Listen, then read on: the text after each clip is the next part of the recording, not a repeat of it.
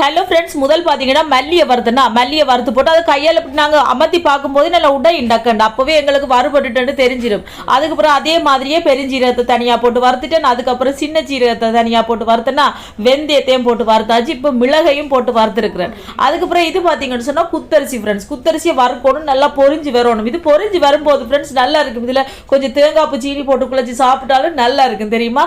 அதுக்கப்புறம் வெள்ளைப்பூடையை நல்லா வறுத்து எடுத்தாச்சு. அதுக்கப்புறம் கருவேப்பிலை 2 கட்டு கருவேப்பிலை வேண்டி நல்லா கழுவிட்டு இந்த மாதிரி வறுத்தெடுக்கணும். அதுக்கு பிறகு மெயின் ஐட்டம், இவர் தான் மெயின் ஹீரோ. வறுக்கிறது தான் கொஞ்சம் கஷ்டமாக இருக்கும், ஆனாலும் வறுத்துடலாம் தெரியுமா.